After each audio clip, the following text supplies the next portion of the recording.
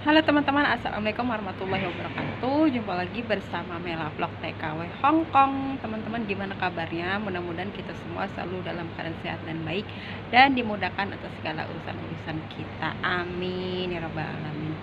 Jadi bulan ini adalah bulan November, di mana hari ini adalah hari Minggu terakhir libur di bulan ini ya teman-teman. Ketemu lagi hari Minggu besok, sudah memasuki awal bulan Desember. Nah teman-teman, jadi di akhir bulan ini itu cuaca sudah mulai setiap hari dingin ya teman-teman. Sudah mulai 4 harian ini dingin, terus juga hujan terus. Hari ini juga cuacanya mendung, gerimis.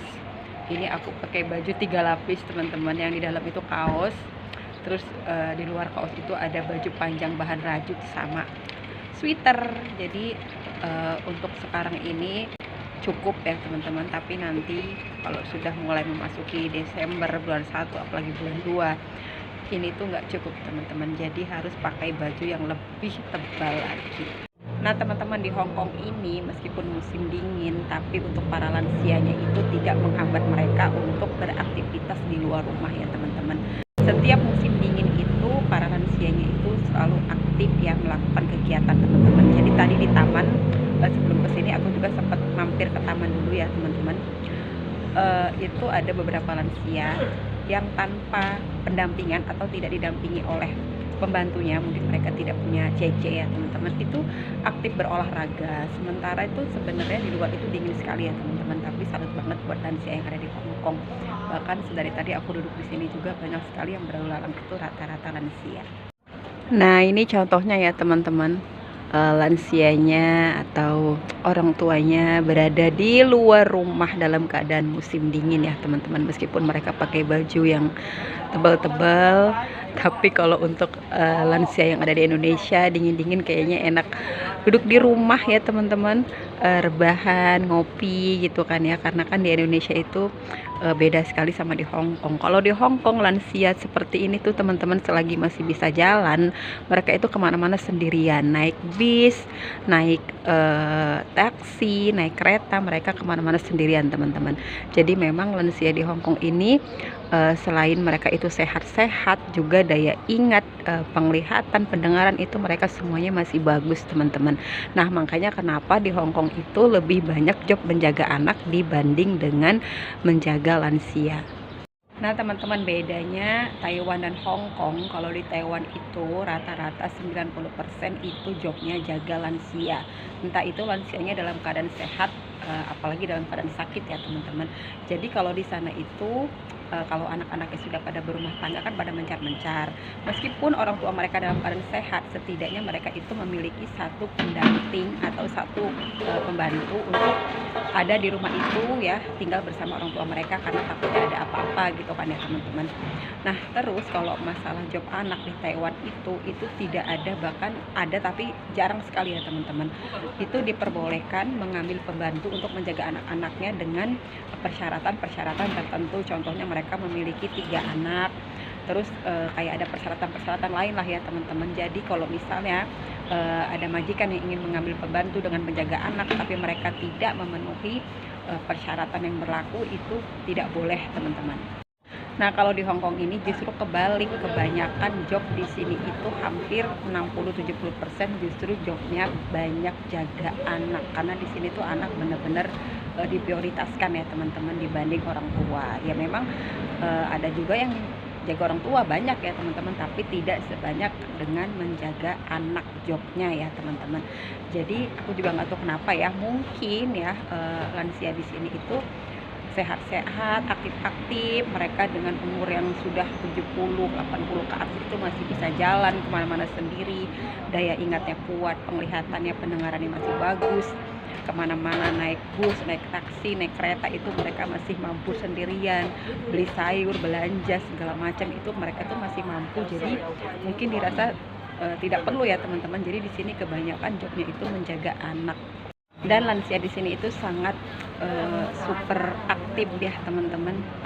Teringat waktu aku jaga kakek ya, di job aku yang sebelumnya itu, dia itu nggak peduli mau hongkong ini dalam keadaan panas ataupun dalam keadaan hujan angin, kalau jadwalnya sudah keluar dia minta keluar teman-teman. Jadi ya buat yang jaga lansia, kalau musim-musim dingin kayak gini kan kebanyakan pada keluar gitu kan ya teman-teman, karena mungkin di rumah bosen ya teman-teman. Jadi buat cecenya yang semangat musim dingin, jaga kesehatan, terus juga buat yang jaga anak antar jemput sekolah ya pastinya ya teman-teman. Ya pokoknya kegiatan rutin sehari-hari mau musim dingin mau musim panas tetap harus dilakukan, harus tetap dikerjakan ya teman-teman. Pokoknya semangat.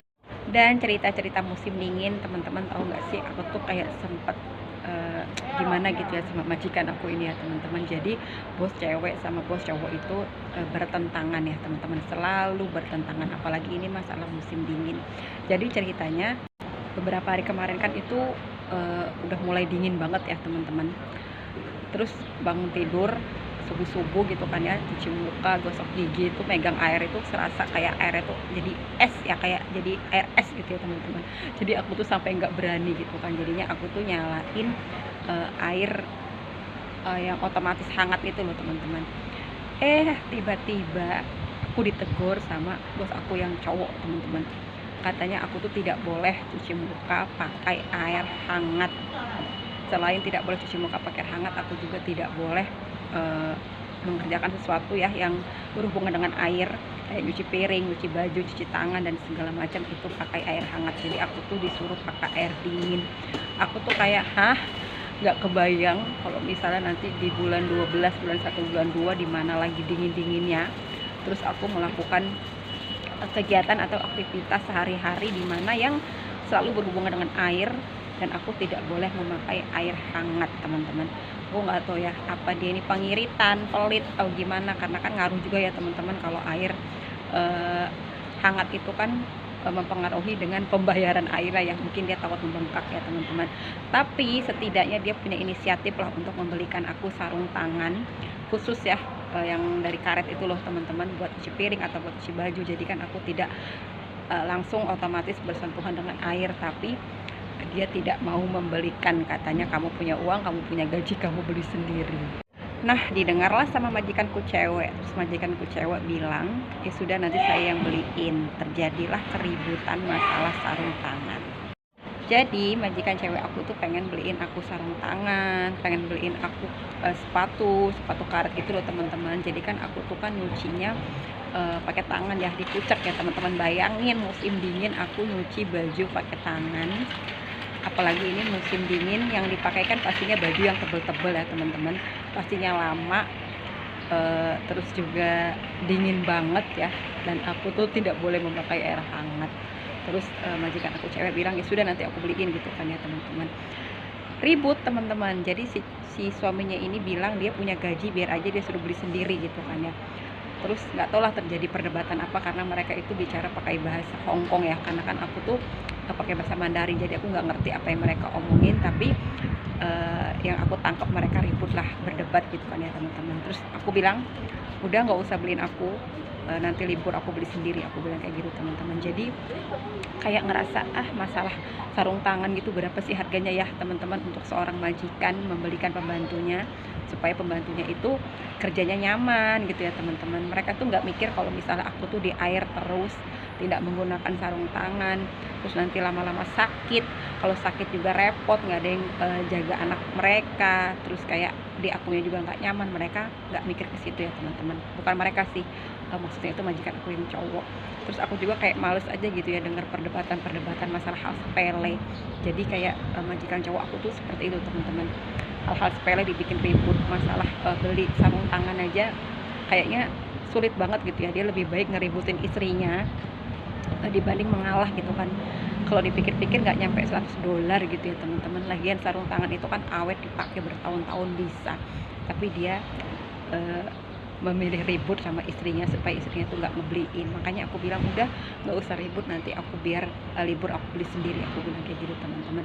Ya kalau dia majikan yang tidak punya malu ya teman-teman, harusnya dia malu. Tapi kalau dia tipe-tipe orang yang tidak malu ya dia malah senang gitu kan, pembantunya punya inisiatif untuk beli sendiri. Jadi aku juga di majikan ini memang dari awal teman-teman tahu sendiri ya, aku sering curhat di sini memang nggak nyaman sama majikan cowokku yang terlalu nggak tahu lah pikirannya itu seperti apa ya teman-teman. Tapi ya sudahlah, dijalani aja semampunya teman-teman, karena kalau notice juga ribet juga ya teman-teman, harus nunggu visanya lama sampai 1,5 bulan sampai 2 bulan, harus keluar dari Hong Kong. Terus juga kalau nggak mau keluar dari Hong Kong ya kita pulang dulu ke Indonesia, jadi agak ribet. Jadi kalau selagi masih bisa dihandle, masih bisa ditangani, ya untuk sekarang aku sabar-sabarin aja teman-teman, meskipun sebenarnya sudah di fase yang tidak nyaman, tapi kayak ya udahlah mau gimana lagi.